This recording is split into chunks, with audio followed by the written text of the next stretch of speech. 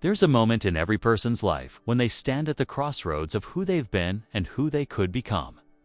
It's that sacred pause between self-doubt and self-realization, where the whispers of inadequacy meet the roar of untapped potential.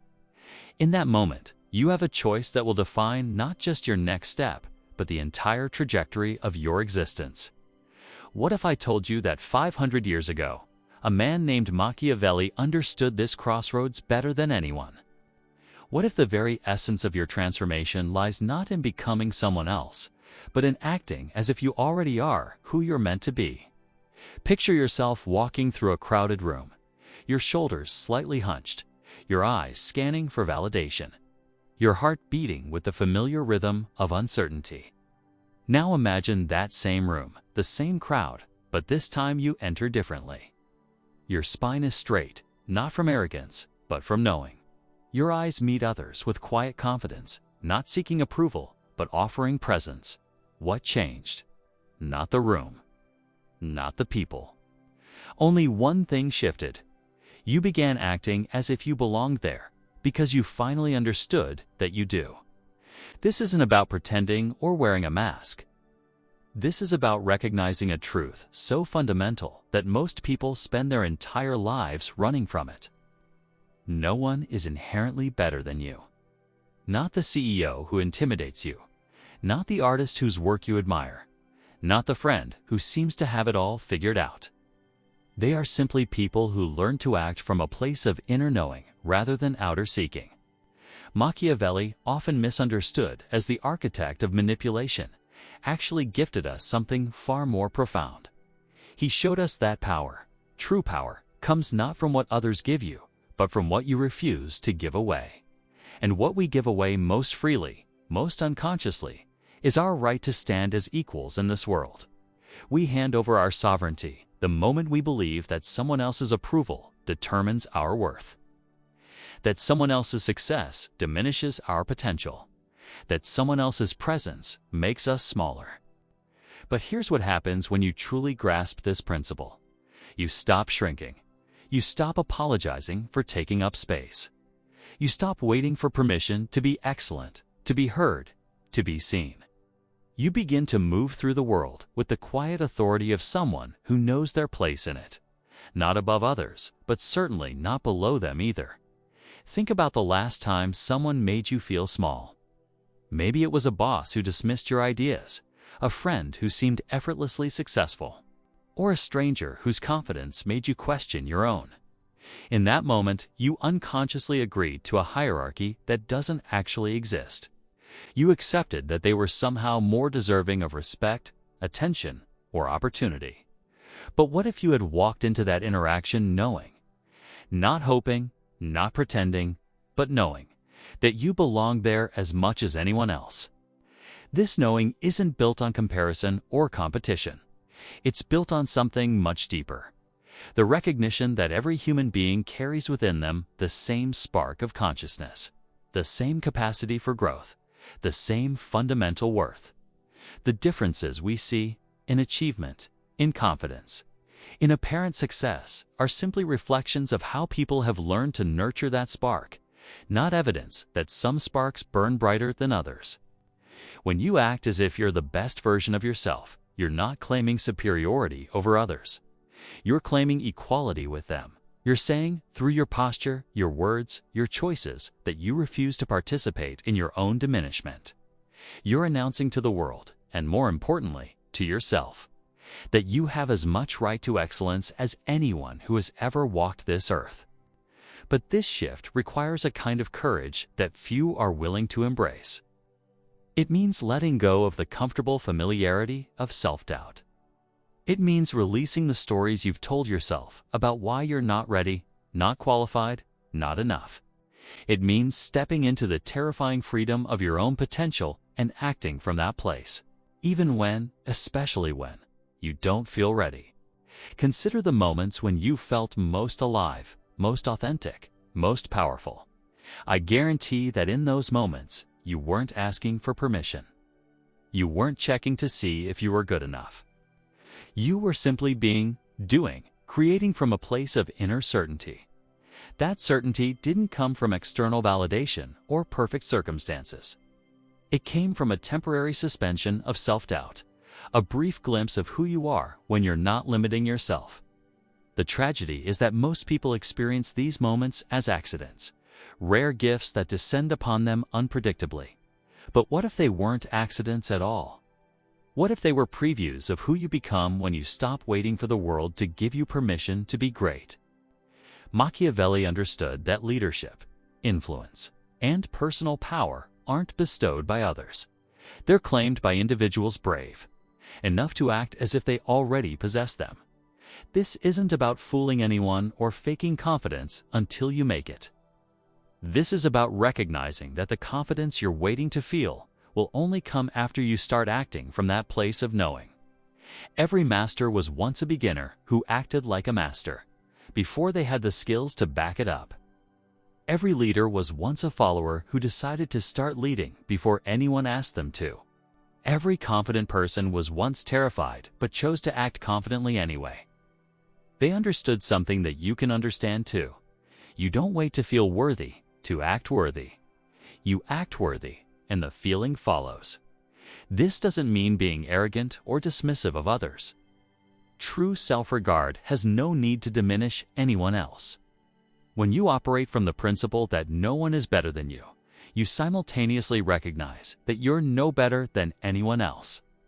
It's a level playing field where everyone has equal potential, equal worth, equal right to pursue their dreams with vigor and determination. Think about how you prepare for important meetings, dates, or events. You probably spend time getting ready, choosing what to wear, rehearsing what to say. But how much time do you spend preparing your inner state?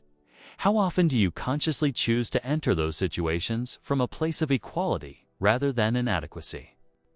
What if, before every significant interaction, you reminded yourself of this simple truth? The person you're about to meet is a human being, just like you. They have fears, insecurities, hopes, and dreams, just like you. They're trying to figure it out as they go, just like you.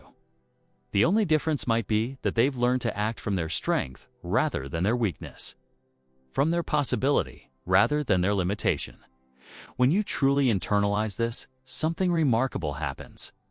You stop performing and start being. You stop trying to impress and start expressing. You stop seeking approval and start offering value. You realize that the energy you've been spending on managing how others perceive you could be redirected toward actually becoming who you want to be. This shift ripples through every area of your life.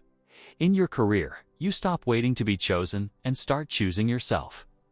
You speak up in meetings, share your ideas, take on challenges that stretch you.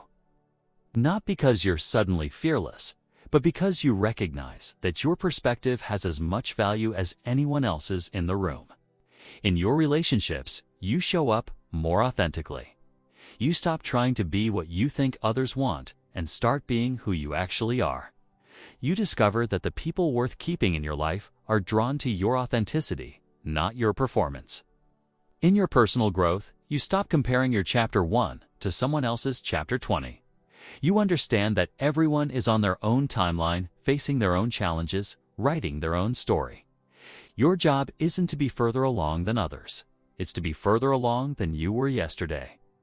But perhaps most importantly, you begin to treat yourself with the same respect you're now demanding from the world. You speak to yourself with kindness instead of criticism. You set boundaries that honor your time and energy. You make choices based on what serves your growth rather than what appeases your fears. This is the deeper wisdom in Machiavelli's observation about power and human nature. He wasn't advocating for manipulation or dominance over others. He was recognizing that people respond to how you see yourself. If you see yourself as less than, as unworthy as an imposter, others will unconsciously mirror that perception back to you. But if you see yourself as equal, as valuable, as belonging, the world begins to treat you accordingly. The beautiful paradox is that the moment you stop needing others to see you as special, you become truly special to yourself. The moment you stop seeking validation, you become your own validator. The moment you stop trying to prove your worth, you step into it fully. This doesn't happen overnight. It's a practice, a daily choice to show up as the person you're becoming, rather than the person you've been. Some days you'll forget and slip back into old patterns of self-doubt and comparison. That's not failure, that's humanity. The practice is in noticing when you've slipped and gently returning to that place of inner knowing. Start small. In your next conversation, speak from your truth rather than from what you think the other person wants to hear. In your next meeting, offer your ideas without prefacing them with apologies or disclaimers. In your next challenge, approach it as someone who belongs there, who has something valuable to contribute, who deserves to be in the room. Watch how the world responds when you stop asking for permission to be yourself. Notice how opportunities begin to appear when you act as if you're ready for them. Observe how your relationships deepen when you show up authentically rather than performatively. Remember, this isn't about becoming someone else. It's about becoming more fully yourself. The self that exists beyond the stories of limitation, beyond the fears of inadequacy, beyond the need for external validation. It's about recognizing that the person you admire most, the version of yourself you aspire to become, isn't separate from who you are right now. That person is you, acting from your highest understanding of your own worth and potential. The world is waiting for what you have to offer, but it's not going to beg you for it. You have to step forward and offer it yourself with the quiet confidence of someone who knows their gift has value. You have to act as if you belong in every room you enter, because you do. You have to carry yourself as if your dreams are not only possible, but inevitable, because they are. No one is coming to give you permission to be great.